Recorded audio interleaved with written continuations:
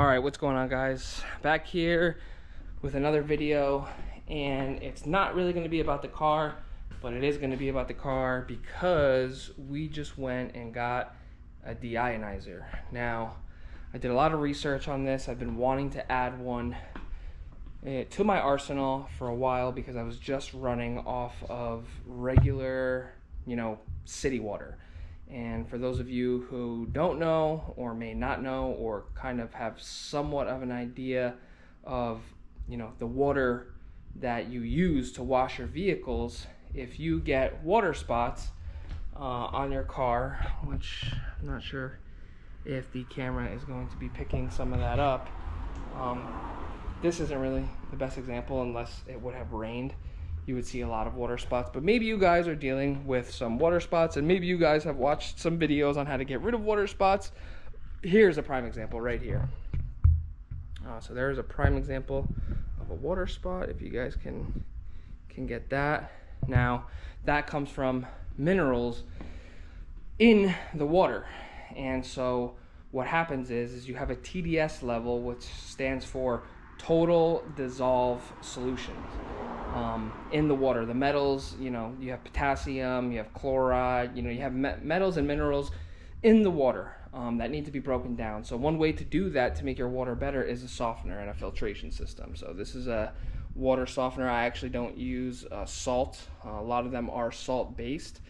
This one is actually potassium based, and then this is somewhat of a filtration center for once the water breaks down, once the potassium breaks down the water, captures all those minerals, it softens the water and kind of somewhat filters it here and then disperses it into my house. Now, before I got this softener system, my water, I believe my TDS level was I think it was 540 actually. I think it was absolutely crazy. It was ridiculous, which is not at all. That's not even normal, to be honest with you. I don't think the city or the county allows that. And so we went ahead and decided to get the water softener, and now I'm down to like 275, 280. It does fluctuate based on the level of the potassium, how much this cycles, because this cycles out and cleans, and then it goes into the rest of the home. Now, what I was finding one day when I was in my garage, and one of my friends actually brought me to come and realize all these conclusions about the water, he told me, he brought a TDS meter, which is this. So this measures the water hardness and the TDS level of the water. So I was washing my car, not in the sun. The sun is beaming right now, which this is going to be a great example for today. But I was washing my vehicle in my garage with the fans on to circulate the air so that nothing contaminates the paint or the wash while I'm doing it. And surely enough, when I was done drying it, there were water spots. And I wasn't sure why, because I thought, okay, well, I have the water softener and the filtration system, so why do I still have water spots on my vehicle? And the answer is that it does not completely filter out all the contaminants in the water. So we went ahead and we got a deionizer, which I have still on. Now, I've actually made this whole contraption. I'm still working on it. My garage is still under construction. We still have to epoxy the floor. We still need to sheetrock. This is where everything is going to go, this whole section here, but I just kind of jimmied it right now to make it kind of look somewhat neat and clean while I'm still detailing vehicles. Back to the deionizer. This one is the Vivor. You can see it has a very just minor leak, which is completely normal with these. This is just a simple, cheap stage to go ahead and get your hard water gone and get your TDS levels in your water as close to zero as possible after you wash the vehicle and you do the rinse. You do not use the deionizer when you're washing the vehicle for the foam and all that other stuff. You do not need, this is just the final stage, rinseless. I'm sure you guys have heard of CRs or CS Spotless or whatever. Very good product, very expensive. I think this is 10 times better. I think it's a better bang for your buck. And the reason being is if you set it up correctly, which I have done here, as you can see, like I said, I've rigged it. I can fill in here there's a resin, and what the resin does is it filters out the water. There's ions in the resin, you know, the filtration system. There are these little purple and orange balls that capture the particles of the water and then filter it out and then disperse it through the pressure washer and then onto the vehicle. Now I've made mine so that I have a bypass. So my bypass, I will not use the, you know, filtered water the whole time. I can bypass it through, this is the in, this is the bypass.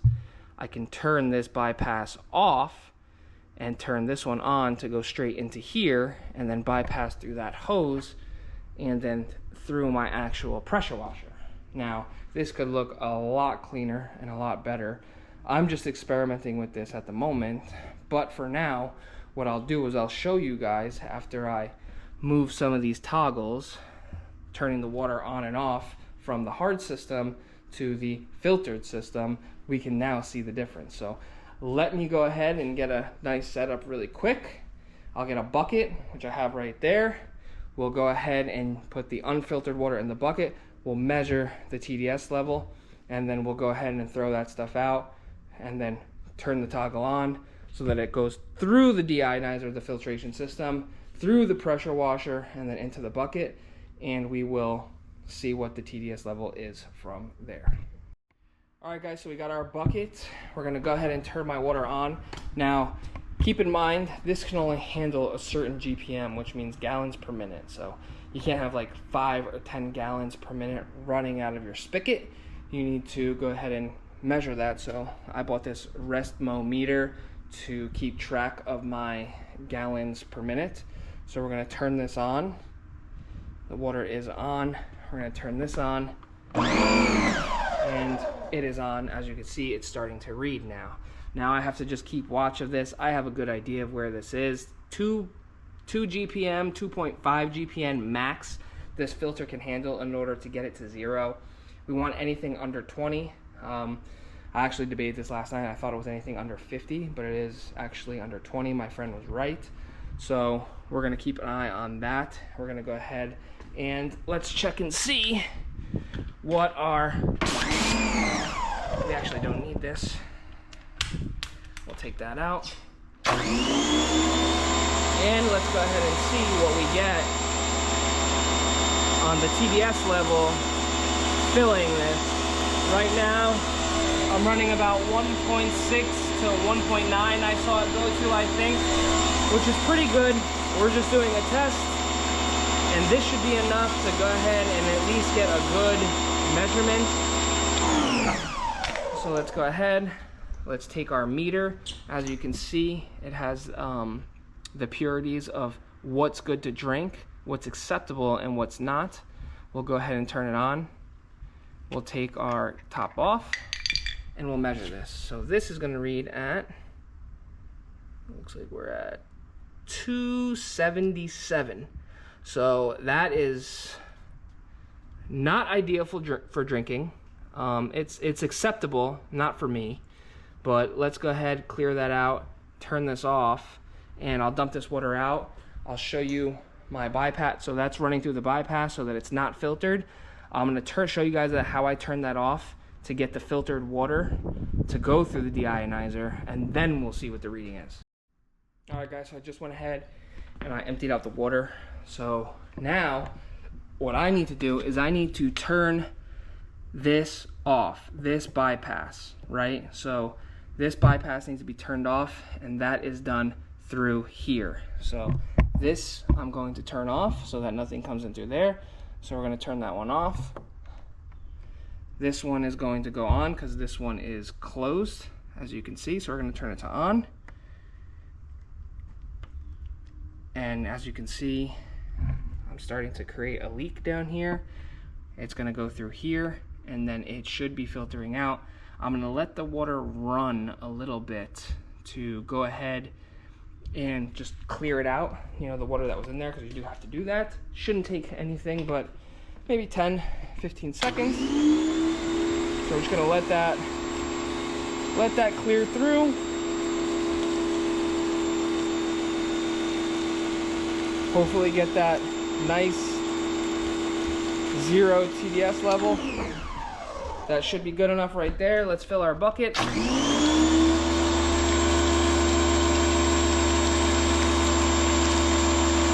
Now keep in mind of the GPM. Our GPM is the same, running about 1.7 to 1.8, which is really, really good. For a nice, steady, even flow. We're filling up here.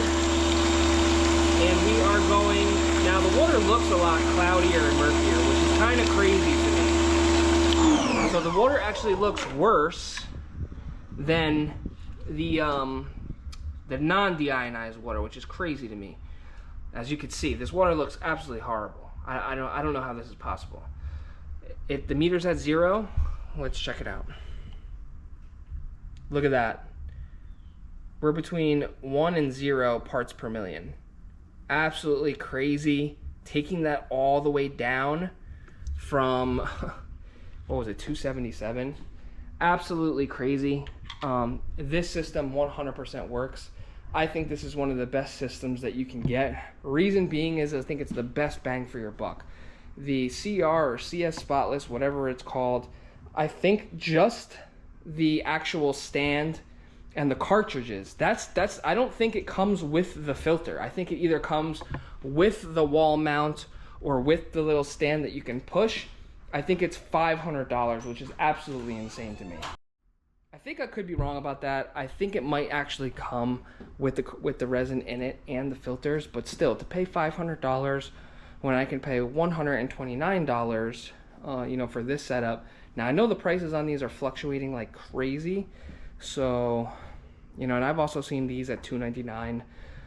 This brand particularly is really, really good, and I just think it's a lot better. It's portable. I know the other one is if you buy the stand, but I just can't justify paying $500, you know, for when you could just buy this, and there's a lot of resin in there. I mean, it's literally filled all the way to the top because I can open this. Now you can refill this as well. So it does also come, the one that I purchased, it comes with a, it actually, believe it or not, looks like cocaine, but it's in a sealed, airtight sealed bag, and it comes with extra resin. You screw this off. And then you put more resin in there. There's what's gonna be attached to this is a huge filter, kind of just like the CR Spotless. You're gonna pull this huge filter out. It's gonna come out when you lift this up. You're gonna dump the resin in there, and then when you go to put this back in, sometimes you're gonna have to hit it, you know, to get it down in there so that it can filter it out properly. But nonetheless, let's put it to the test and see what the car looks like after we're done washing it. I don't know if I'm going to take you guys through this whole process of washing the vehicle, but I'm really, really curious to see, you know, if it actually works. Now remember, you don't use this with your foam gun and the soap. You don't need to do that. This is only good depending on your TDS level. So I'm pretty sure 200 to 300, I'm pretty sure it's like 500 gallons of water it'll filter up to get to that 20 and below parts per million TDS level. So just keep that in mind. Like I said, this is a refillable unit, and you can refill it to, you know, get the best bang for your buck, because I don't think the resin's expensive. I think it's like 20, 30, maybe 40 bucks for the resin. Luckily, when I bought this, it came with one bag to fill up. So, I mean, you can't beat that for 100 and what'd I say? I think I paid $139 for this. I think I saw one for $121, but it didn't come with fittings. So I bought these fittings, these female fittings, to be able to do, you know, as you can see, McKillen's, you know, I bought other things to make my life easy, to be able to, you know, not have to set it up every freaking day. I can just come in here, turn my water on, know my GPN, know what toggles I need to switch on and off, have my hoses run to my unit, and then just plug it in, you know, to get washing my vehicle. So I'm gonna go ahead, back this out. I'm gonna do it in the sun, right? Because that's the whole point. I wanna see how clean I can get the vehicle in the sun. It's 86 degrees today here in Florida. So we wanna go ahead and really test this to the max. All right, guys, so we just did a dirt and grime remover on the car, and look at these water spots. Oh man, they're horrible from the sun. So look at this, absolutely crazy right now, the minerals. So now I'm gonna go ahead with my Graphene Adams shampoo.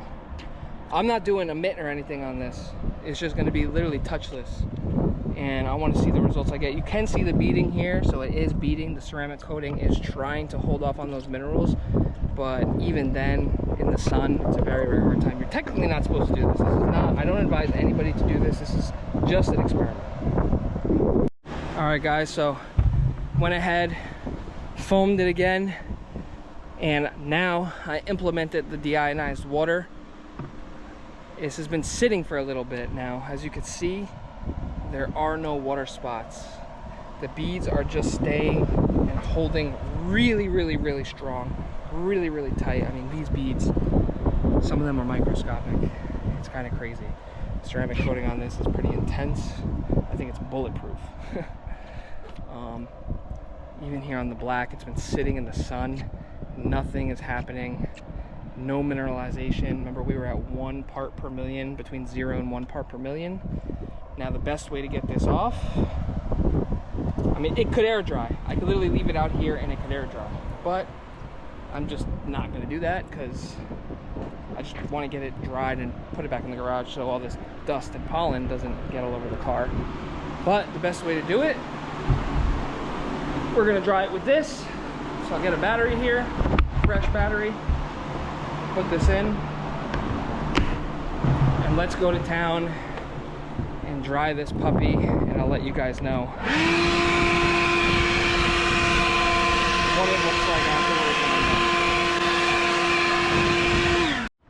Alright guys, so I'm just buffooned it right now, and I'm gonna do this experiment. So I blow dried the side of the car that was in the sun, and it is just immaculate. I mean, it's literally crazy.